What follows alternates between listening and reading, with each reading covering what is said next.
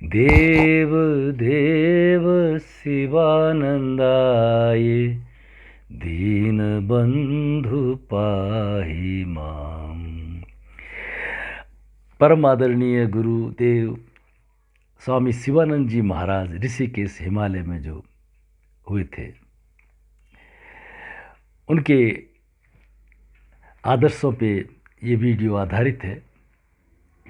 जीवन में जो एक आनंद की और उच्चतर स्थिति, हमारे जीवन का उद्देश्य क्या है? अल्टीमेट उद्देश्य क्या है? आनंदो भव, तृप्तो भव, आत्मरामो भव, नारद भक्ति सूत्र है ना।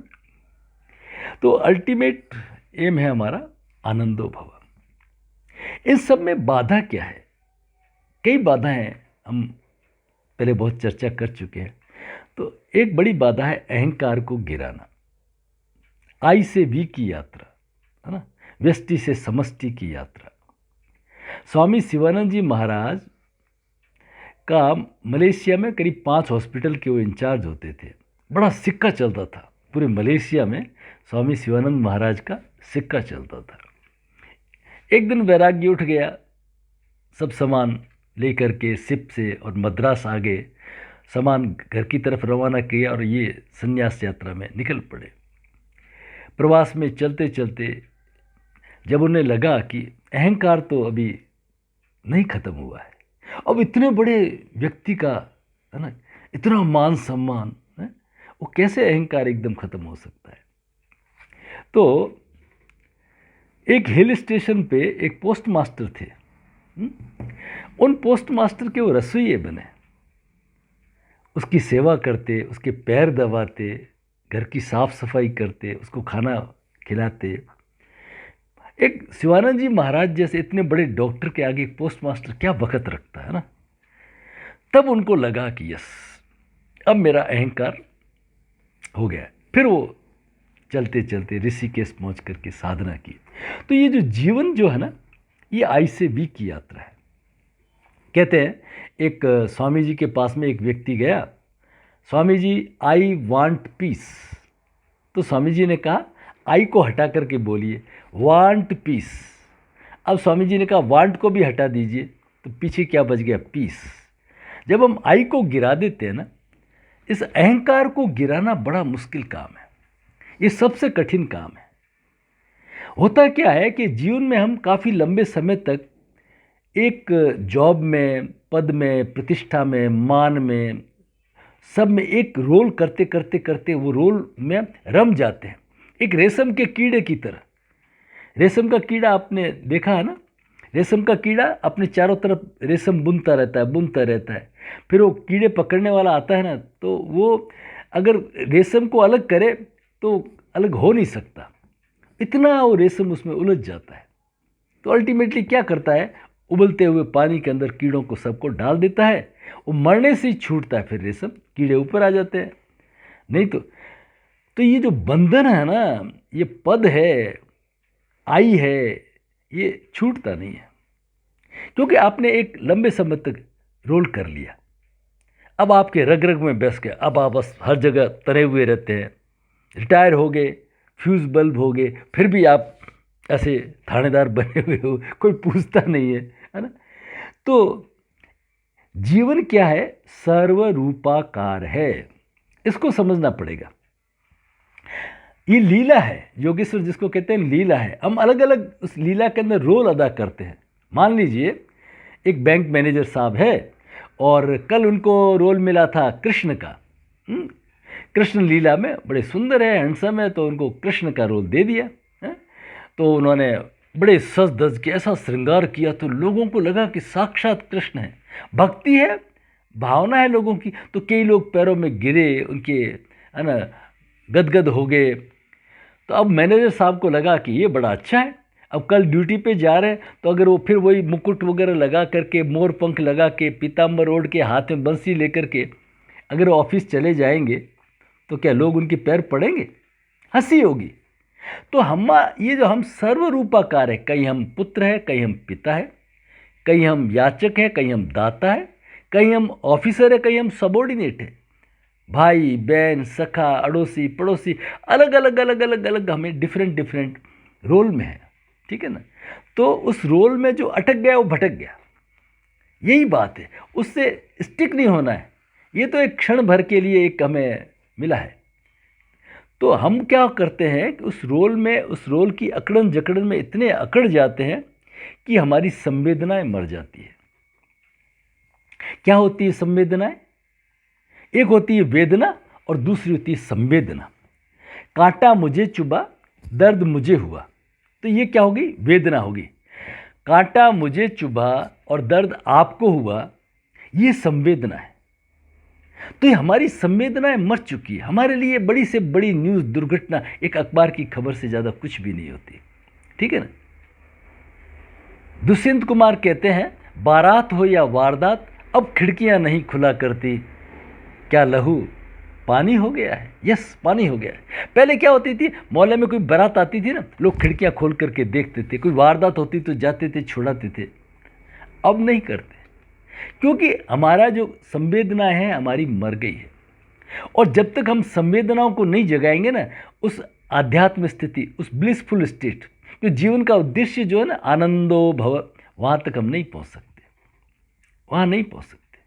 हमें अपने ईगो को गिराना पड़ेगा, ईगो को गिराना पड़ेगा, तब जाकर के जो प्रभु यीशु कहते हैं ना कि अगर मुझे कोई कह दे कि हाथी या ऊंट, एक सुई की नोक में से ऊंट निकल गया, मैं मान लूंगा। लेकिन मुझे कोई कह दे कि चतुर चालाक आदमी स्वर्ग के द्वार पे प्रवेश कर गया, मैं नहीं मान सकता, नहीं मान सकता, नहीं मान सकता। ये संभव नहीं है ना। तो ये संवेदनाएं जगाना, जैसे छोटे बच्चे के पास में हम जाते हैं ना, थोड़ा दूर से भी हाथ पास में करते तो एकदम खिलखिला के आ जाता है। हमारी संवेदनाएं मर चुकी है, हमारी संवेदनाएं पत्थर हो चुकी है। तो उस इमोशन को जगाना, तो हम योग में क्या करते हैं, शीतली शीतकारी ऐसे प्राणायाम करते हैं, है ना, ताकि जो हमारा संवेदनाएं जागे। विपश्यना साधना अगर किसी ने की होगी तो उन्हें मालूम होगा कि 3 दिन आनापाना सती चलती है, सिर्फ श्वास पे ध्यान देते हैं, बाद में 7 दिन तक संवेदनाओं को देखना पड़ता है। हमारे बॉडी के अंदर जो संवेदनाएं उठती है ना, उन संवेदनाओं को देखते हैं। संवेदनाओं को देखना तो जरूर है, लेकिन उसमें भी अटकना नहीं है। संवेदना का मतलब हमारे शरीर में पहले वाइब्रेशंस आते हैं, बाद में हमारे थॉट बनते हैं, है ना। जैसे ये जीवन है ना, द्वंद्वात्मक है, ड्यूअलिटी है। तो प्रभु के यहाँ से हम बिल्कुल चिदानंद आए थे, है ना, और यहाँ आकर के लाइक्स और डिसलाइक्स, ये अच्छा है, ये बुरा है, ये मेरा है, ये दूसरा है, इससे मित्रता, इससे घृणा, ये खुशबू अच्छी है, ये खुशबू खराब है। तो ये जो लाइक्स और डिसलाइक के हम उस ट्रैप में फंस गए, है ना। तो उससे क्या हो गया कि हमारी जो संवेदना भी कैसी होगी, कहीं दुख की संवेदनाएं जगेगी, कहीं सुख की संवेदनाएं जगेगी। हमें उसको भी हटाना है। दुख की संवेदनाओं में दुखी नहीं, सुख की संवेदनाओं में सुखी नहीं, वहाँ पे भी एक समता रखनी है ना, सम, बिल्कुल बैलेंस बन जाना है ना। जैसे गीता में, गीता जरूर पढ़िए, है ना, गीता बहुत, और गीता में भी आप एक पदच्छेद गीता आती है, ये जरूर रखें मेरे पास में, देखिए ये ऐसी एक पदच्छेद गीता आती है, इसको जरूर रखें। इससे क्या होगा कि आपको पढ़ने में बहुत आसानी होगी। इसके जो श्लोक है ना, नीचे संधि विच्छेद रहेगी ना, संधि विच्छेद रहेगी इसी तरह से, तो आपको बिल्कुल जैसे हिंदी पढ़ रहे हैं ना, तो आपका जो गीता का ज्ञान है अच्छा हो जाएगा। कम से कम जैसे गीता का सबसे छोटा अध्याय 12वां अध्याय है ना, वो भक्ति का अध्याय है ना, तो 20 श्लोक है, तो उसको जरूर पढ़ें।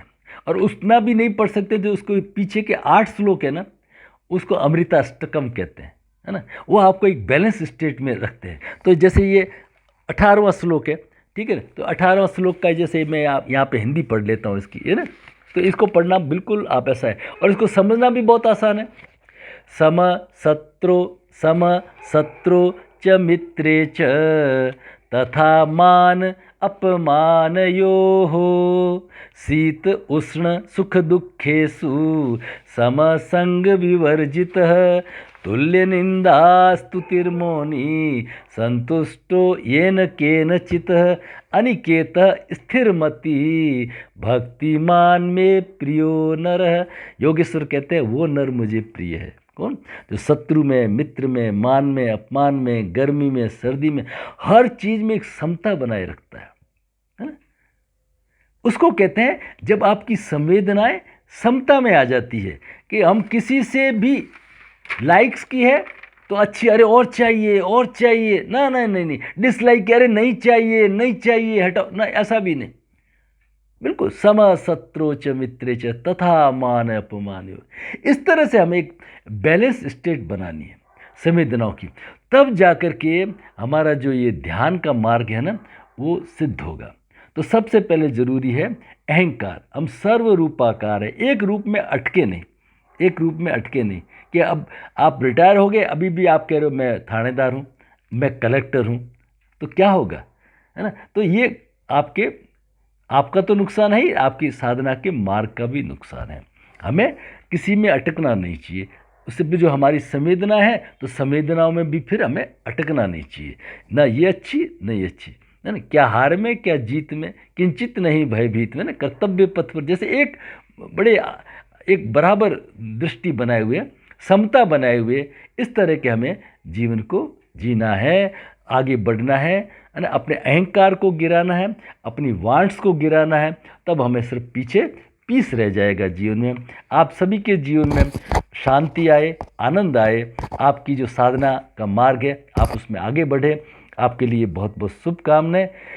अगर आपको मेरा ये प्रयास अच्छा लगता है तो आप इस वीडियो को ज़रूर लाइक, सब्सक्राइब, फॉरवर्ड करें और अपने इष्ट मित्रों में बांटें। बहुत बहुत धन्यवाद।